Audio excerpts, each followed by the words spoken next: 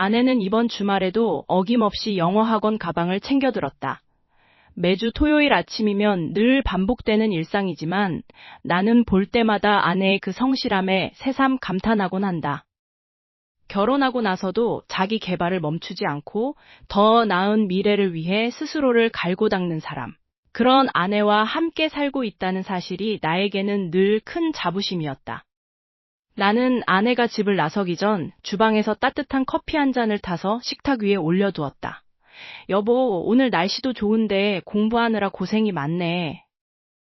점심은 학원 근처에서 맛있는 거 사 먹어. 이건 내 마음이야. 나는 아내의 지갑에 넉넉히 용돈을 찔러 넣어 주었다. 아내는 특유의 그 맑은 미소를 지으며 내 볼에 가볍게 입을 맞췄다. 고마워, 여보. 내가 열심히 배워서 나중에 꼭 우리 여행 가서 써먹을게. 영어 실력이 좀 늘어야 당신도 편하지 않겠어? 아내의 말은 항상 내 마음을 몽글몽글하게 만들었다.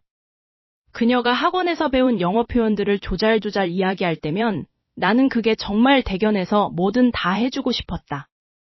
생활비를 아껴가며 아내의 학원비를 대는 것이 전혀 아깝지 않았던 이유다.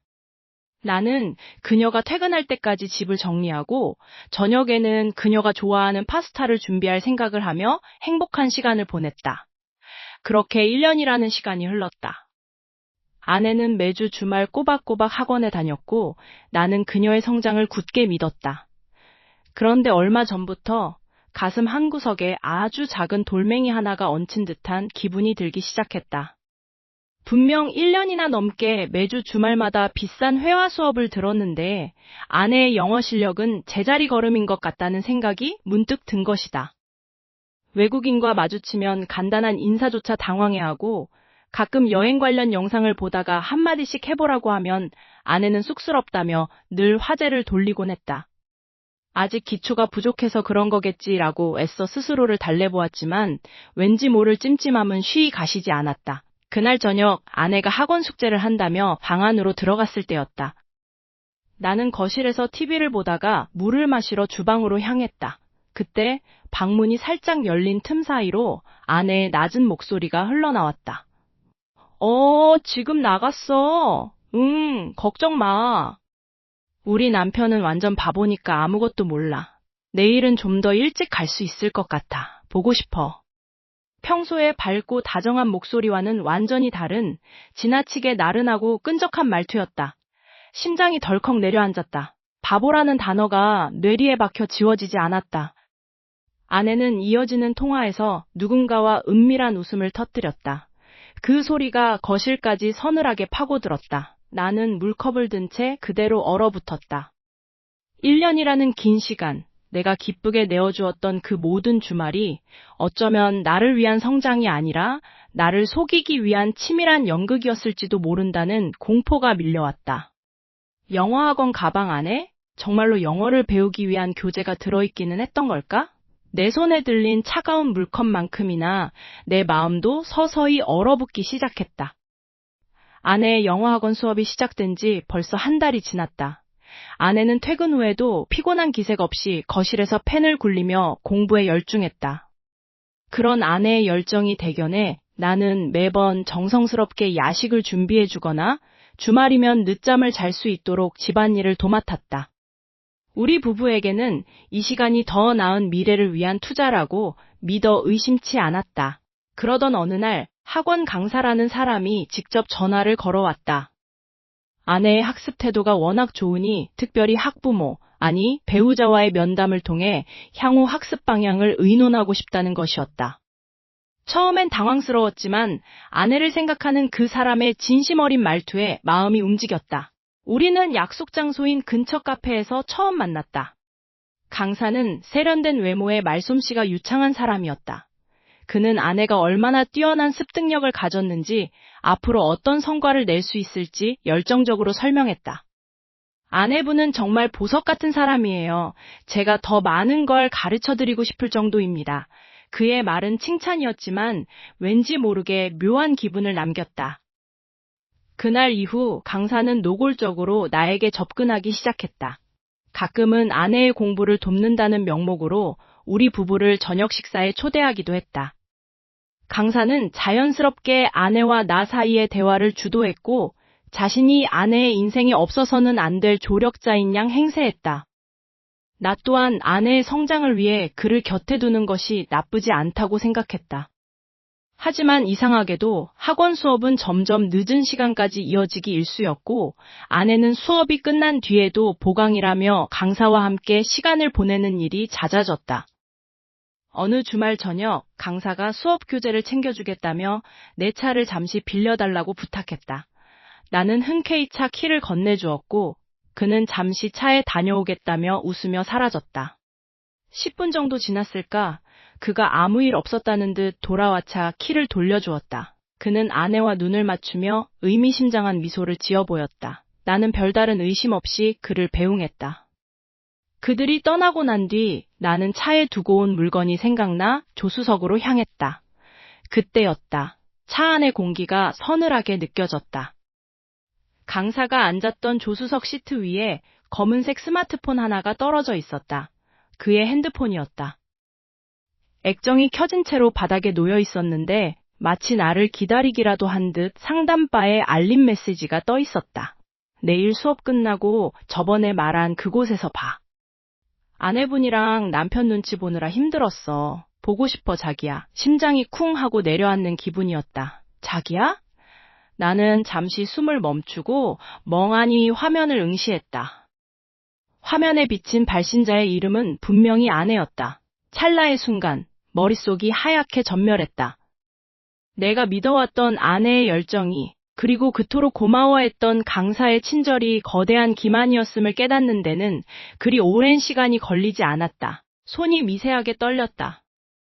그 순간 차 문을 열고 다가오는 익숙한 발자국 소리가 들려왔다.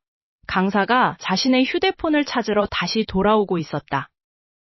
나는 닫힌 차 문을 잡고 굳어버린 채 들어오지도 나가지도 못하는 진실의 문턱 앞에 서 있었다. 어느 날부터인가 아내의 말투가 미묘하게 달라지기 시작했다. 주말 아침 따뜻한 커피 한 잔을 건네며 환하게 웃어주던 아내의 얼굴에서 예전의 온기를 찾기가 점점 어려워졌다.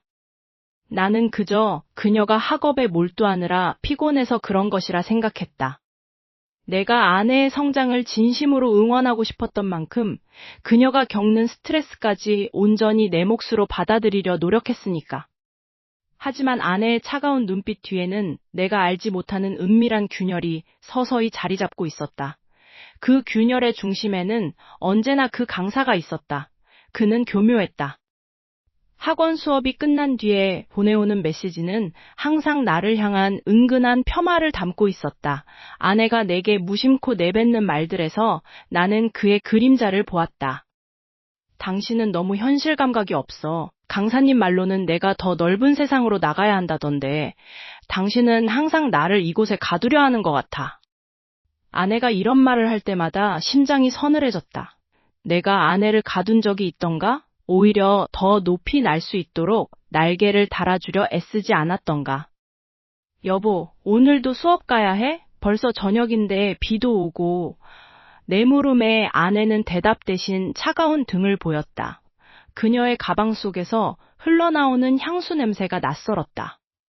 내가 사준 향수가 아니었다. 거실 한구석에 서 있는 나를 투명인간 취급하며 현관문을 닫고 나가는 아내의 뒷모습에서 나는 처음으로 공포를 느꼈다. 집안은 지나치게 고요했다. 내가 정성껏 준비한 저녁 식탁이 차갑게 식어갔다. 나는 식탁 의자에 주저앉아 멍하니 천장을 올려다보았다. 아내의 마음속에서 나는 더 이상 든든한 버팀목이 아니라 그녀의 비상을 방해하는 낡은 족쇄에 불과해진 것일까? 그가 틈만 나면 나를 깎아내리며 아내의 불안을 자극했다는 사실을 그땐 미처 몰랐다. 그는 아내에게 남편은 당신의 재능을 질투하고 있다거나 당신이 성공하면 남편은 곁에 있기 힘들 것이라는 식의 독서를 교묘하게 주입했다. 아내는 그 독에 서서히 중독되어 갔다. 나는 그저 집안에서 혼자 덩그러니 남겨진 채 아내의 웃음소리가 어디서 밖에서 누구를 향해 흐르고 있는지 짐작조차 하지 못한 채 고립되어 갔다. 주말 저녁 참을 수 없는 답답함이 밀려왔다. 단순히 공부 때문이라기엔 그녀의 행색이 너무나 화려했고 돌아오는 시간은 점점 늦어졌다. 나는 결심했다. 오늘만큼은 그녀가 말하는 그 영어 수업이 대체 무엇인지 내 눈으로 직접 확인해야겠다고. 나는 조용히 외투를 걸치고 집을 나섰다. 빗줄기가 거세게 내리치는 밤, 아내의 차를 멀리서 뒤따랐다. 아내의 차는 익숙한 학원가 대신 시내 외곽의 한적한 모텔 밀집 지역으로 향하고 있었다. 심장이 터질 것 같았다. 설마 아니겠지? 내 믿음이 틀렸길 바라며 그녀의 차가 멈춘 곳을 응시했다. 아내가 차에서 내렸다. 그녀는 평소 보지 못했던 낯선 표정으로 누군가를 기다리고 있었다. 잠시 후 검은색 세단 한 대가 미끄러지듯 들어왔고 그곳에서 강사가 내렸다. 그는 자연스럽게 아내의 허리를 감싸 안았다. 아내는 거부하는 대신 그의 품에 더욱 파고들었다. 두 사람이 다정하게 웃으며 모텔 입구로 들어가는 모습이 내 망막에 박혔다. 아내는 학원에 간다며 가방을 챙겨 나갔지만 지금 그녀의 손에 들린 것은 영어 교재가 아니었다. 빗소리조차 들리지 않을 만큼 멍해진 머릿속으로 나의 무너져 내린 신뢰가 파편이 되어 쏟아졌다. 나는 그 자리에 멈춰 서서 두 사람이 들어간 문을 뚫어지라 쳐다보았다. 내 세상이 무너지는 소리가 그곳에서 들려오고 있었다. 아내의 외출이 잦아질수록 우리 집의 공기는 점차 차갑게 식어갔다. 나는 아내가 더 넓은 세상으로 나아가길 바랐기에 그깟 주말의 외로움쯤은 기꺼이 감내할 수 있다고 믿었다.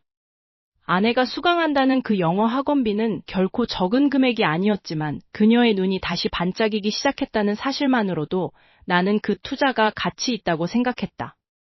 하지만 그 믿음이 얼마나 처참한 착각이었는지 깨닫는 데에는 그리 오랜 시간이 걸리지 않았다. 그날 저녁 아내는 평소처럼 화려하게 차려입고 나가서는 밤늦게까지 돌아오지 않았다. 나는 거실 소파에 앉아 습관적으로 가계부를 정리하고 있었다. 아내의 카드 사용 내역을 확인하던 중 나는 의아한 결제 기록을 발견했다.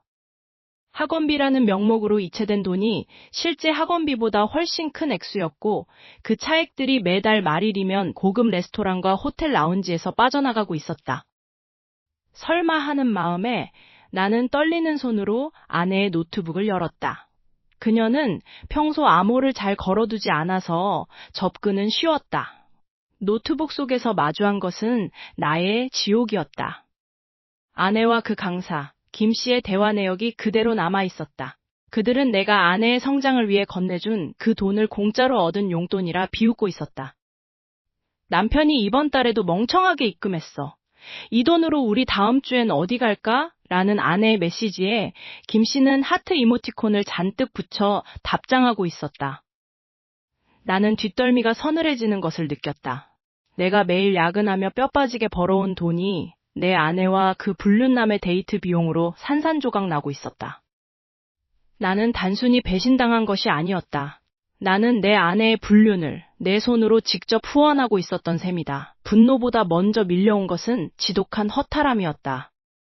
아내가 집에서 나에게 보여주던 차가운 눈빛과 비난 섞인 말투들, 그것이 모두 그 남자와 함께 짜놓은 각본이었다는 사실이 뼈저리게 느껴졌다. 거실에 홀로 앉아있는 내 모습이 한없이 비참했다. 나는 자리에서 일어나 아내의 서재를 뒤지기 시작했다. 그녀가 무언가 더 숨기고 있다는 예감이 들었다. 책장 깊숙한 곳, 잠겨있는 작은 금고 하나가 눈에 띄었다. 나는 아내의 생일로 금고 번호를 눌렀다. 툭 하는 소리와 함께 열린 금고 안에는 뜻밖의 서류들이 가득했다. 그것은 학원 수강증이 아니었다. 우리가 공동 명의로 관리해온 예금 계좌와 적금 통장의 해지 서류들이었다. 심지어 아내는 나 몰래 대출까지 받아 자산을 현금화하고 있었다. 서류의 날짜를 확인한 나는 숨이 멎는 것만 같았다. 그들은 내가 아내의 외도를 전혀 눈치채지 못하던 수개월 전부터 이미 우리 부부의 모든 자산을 털어갈 치밀한 계획을 세우고 있었던 것이다. 이 집도 우리가 함께 쌓아온 미래도 이미 그들의 발밑에서 무너져 내리고 있었다. 내 손에 쥐어진 서류가 파르르 떨렸다. 세상이 무너지는 소리가 내 귓가에 들리는 듯했다. 나는 이 잔인한 진실 앞에 완전히 무력해지고 말았다. 이제 나는 어떻게 해야 하는 걸까? 이 끔찍한 게임을 끝내려면 나는 무엇부터 시작해야 할지 머릿속이 하얗게 타버렸다. 더 이상 참을 수 없었다. 내 통장에서 빠져나간 그 돈들이 아내의 성장을 위한 학비가 아니라 그들의 미래 비용으로 쓰였다는 사실을 확인한 순간 심장 근처가 시커멓게 타들어가는 기분이었다. 나는 곧바로 그 강사놈의 학원으로 향했다. 놈의 이름은 박강사, 아내의 열정적인 멘토이자 우리 가정의 파괴자였다. 수업이 끝날 무렵 복도 구석에서 담배를 피우며 여유롭게 휴대폰을 확인하던 놈의 앞을 가로막았다. 놈은 당황한 기색도 없이 특유의 가식적인 미소를 지으며 나를 맞이했다.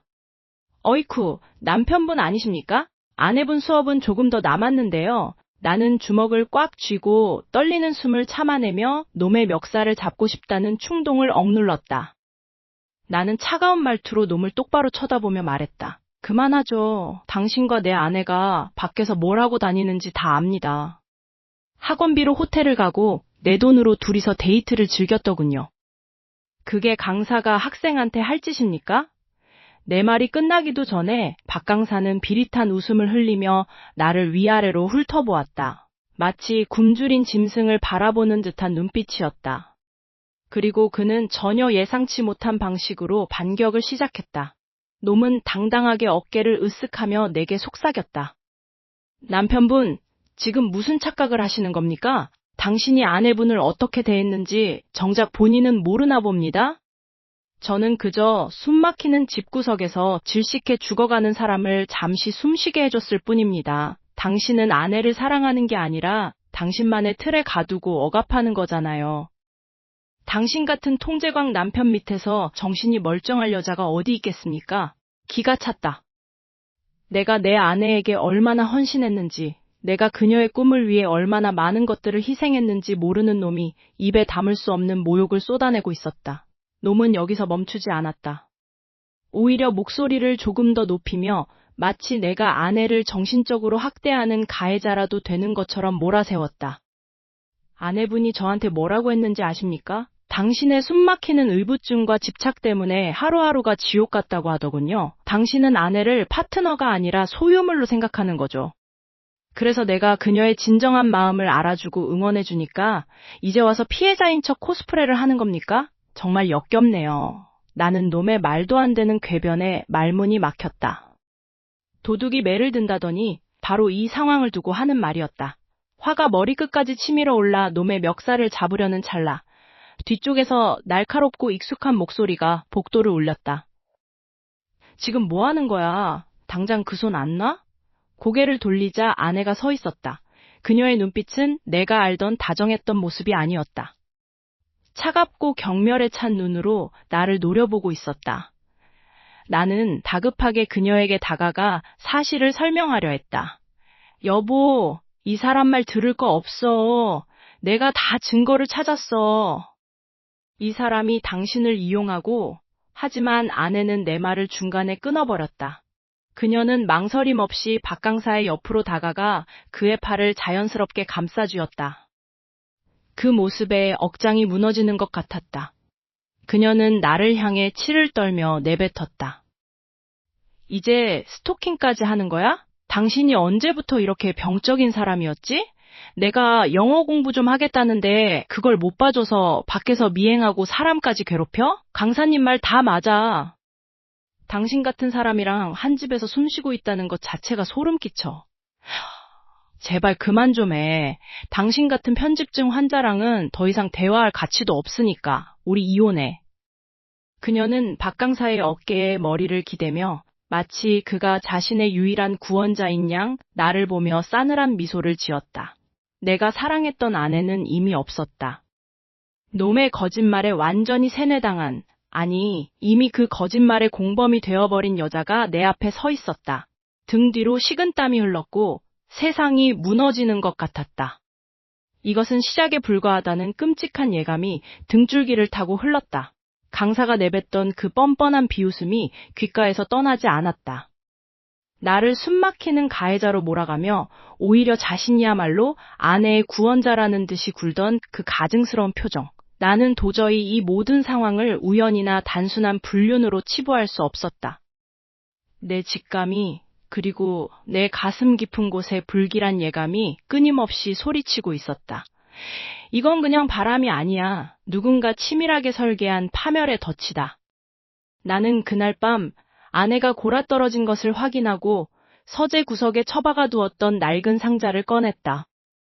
오래전 우리 집안이 겪었던 끔찍한 사건, 아버지의 부도와 갑작스러운 사고를 정리하던 서류들이 담긴 박스였다. 먼지가 뽀얗게 앉은 파일들을 하나씩 넘기던 중 잊고 싶었던 이름 하나가 내 눈을 강타했다. 강민석. 내 아내의 영어 강사, 그자가 내밀었던 명함에 적혀있던 이름과 일치했다. 손끝이 떨렸다. 서류 속 사진 속의 어린 강민석은 지금의 그놈보다 훨씬 앳된 모습이었지만 그 도끼 어린 눈빛만은 그대로였다. 10여 년 전 아버지의 사업을 완전히 무너뜨리고 우리 가족을 길거리로 내몰았던 바로 그 투자사의 핵심 실무자이자 당시 사기 혐의로 몰락했던 집안의 자제였다. 그는 내 아버지 때문에 모든 것을 잃었다고 믿으며 지난 세월 동안 복수의 칼날을 갈아왔던 것이다. 심장이 쿵쾅거렸다. 그렇다면 아내는 그 사실을 알고 있었을까? 아니, 어쩌면 이 결혼 자체가 시작부터 거대한 복수극의 일환이었을지도 모른다는 공포가 밀려왔다.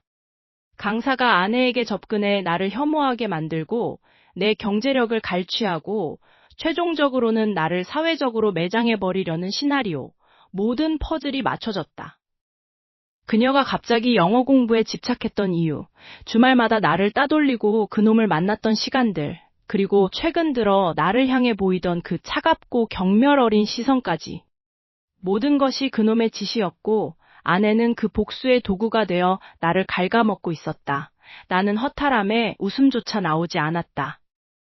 내가 믿었던 사랑, 내가 지키려 했던 가정이 사실은 10년 전의 묵은 원한을 갚기 위한 무대였다니. 창밖의 야경이 일그러져 보였다. 아내는 지금 이 순간에도 내 옆에서 천사 같은 얼굴로 잠들어 있겠지. 하지만 이제 그녀의 숨소리조차 소름 끼치게 느껴졌다. 나는 책상 위에 흩어진 서류들을 보며 이를 악물었다. 그놈은 단순히 아내를 뺏어가는 것에 만족할 자가 아니었다. 그는 나의 모든 것, 내 존재 자체를 지워버리려 하고 있었다. 그때 책상 위에 놓아둔 휴대폰이 진동했다. 새벽 2시가 넘은 시간이었다. 모르는 번호로 온 메시지였다. 나는 손을 뻗어 조심스럽게 화면을 켰다. 발신인은 법무법인 이름을 사칭하고 있었다. 내용을 확인하는 순간 내 온몸의 피가 차갑게 식어가는 기분이 들었다. 귀하의 주거지에 대한 소유권 가처분 신청 및 명도 소송 접수 통지. 첨부된 문서를 열어보니 내가 사는 이 집의 근저당이 강사 명의의 법인으로 넘어가 있었다.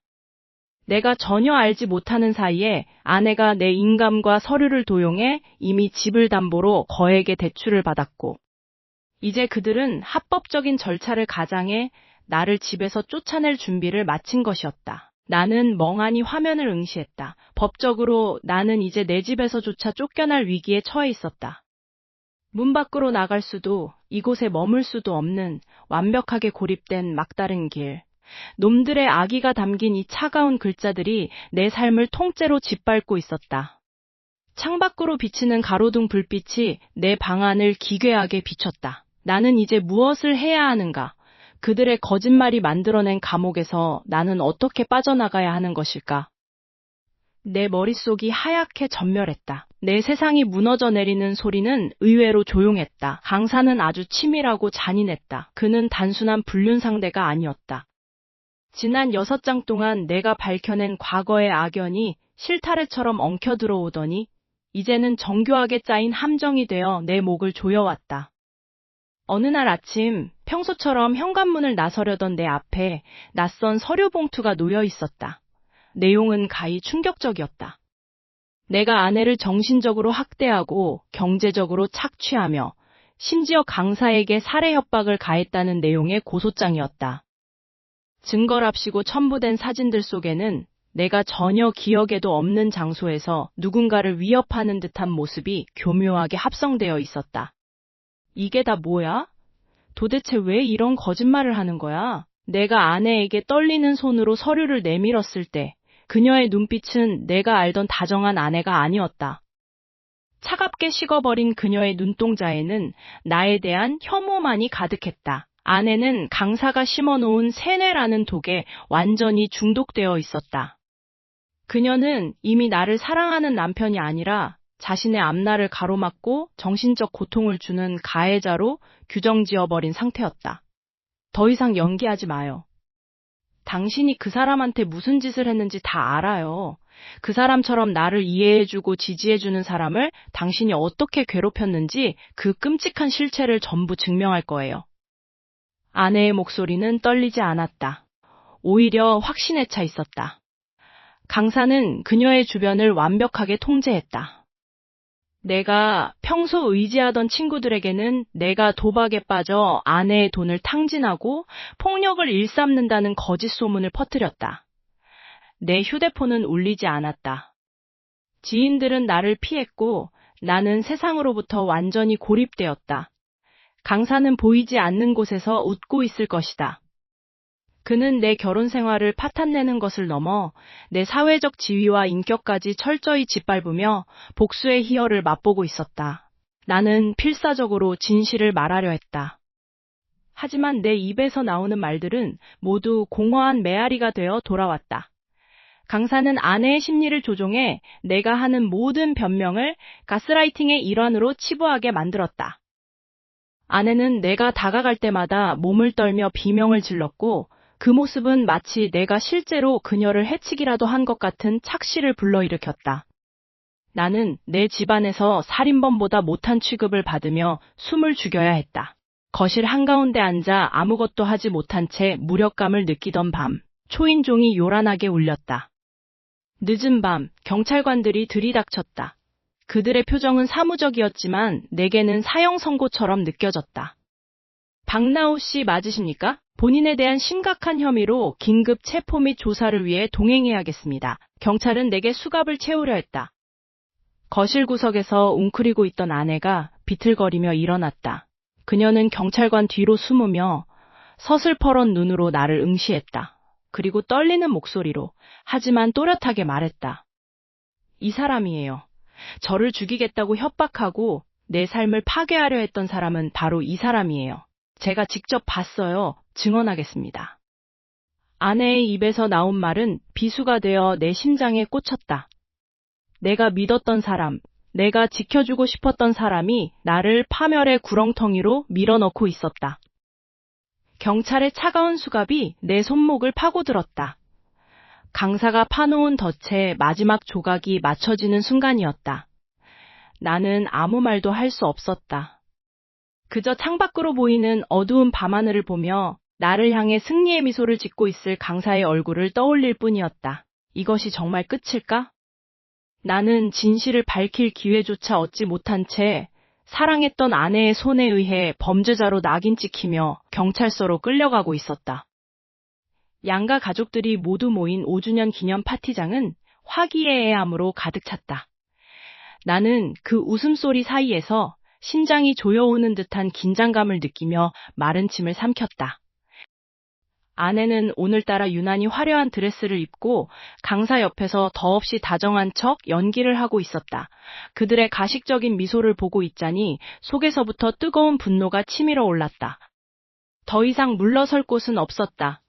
내가 무너지면 우리 가족 모두가 저 파렴치한 인간의 계획대로 파멸할 것이기 때문이었다.